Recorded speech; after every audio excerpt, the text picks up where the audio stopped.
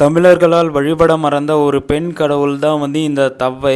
பெரும்பாலும் இவங்க வயல்வெளிகள்லையும், ஏரிக்கரை ஓரங்கள்லையும் தான் இவங்களுக்கான சிலைகளானது அமைக்கப்பட்டிருக்கும். இவங்களுக்கு கருவறை கொண்ட ஒரு கோவில் கூட கிடையாது தமிழ்நாட்டில. இந்த அம்மனுக்கு அலங்காநல்லூர் அப்படின்னு சொல்லப்படுற ஊரில் கோவிலானது கட்டியிருக்காங்க. இந்த ஊர் மக்கள் திக்கையம்மன் அப்படின்ற பெயரால் இந்த அம்மனை அழைக்கிறாங்க. இந்த அம்மனோட கோவிலானது வேலூர்லேருந்து வரும்போது 42 கிலோமீட்டர் தொலைவிலையும், குடியாத்தம் அப்படின்ற ஊர்லேருந்து வரும்போது 6 கிலோமீட்டர் தொலைவிலும் இருக்குது.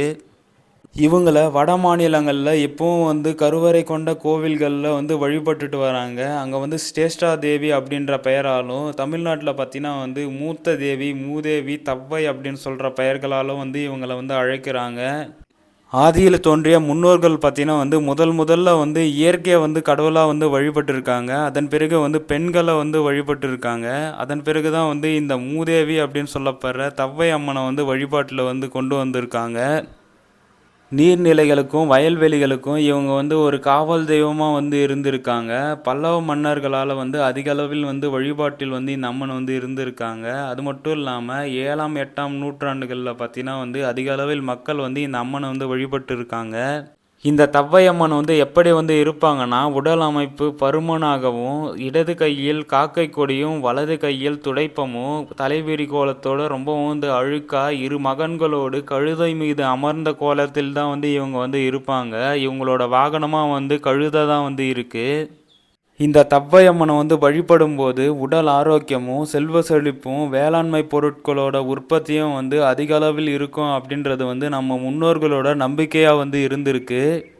இந்த தவ்வையம்மனோட வழிபாடானது கொஞ்சம் கொஞ்சமாக எதற்காக குறைந்ததுன்னா, ஆரியர்கள் வருகைக்கு பிறகு தான் குறைந்தது. இதுபோல் தவ்வைக்கான கோவில்களும் சிலைகளும் நீங்கள் எங்கேயாவது பார்த்துருந்தீங்கன்னா கமெண்டில் சொல்லிட்டு போங்க.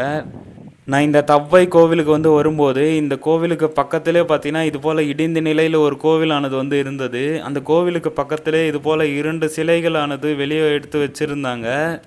அதில் ஒரு சிலை பார்த்தீங்கன்னா விநாயகர் சிலை. இது போல் நான் எங்கேயுமே பார்த்ததில்ல. இது ரொம்பவும் ஒரு பழமையான ஒரு விநாயகர் சிலையாக இருக்கலாம். அதுக்கு பக்கத்திலே 2 தெய்வங்கள் சேர்ந்த மாதிரி ஒரு சிலையானது இந்த இடத்துல இருந்தது.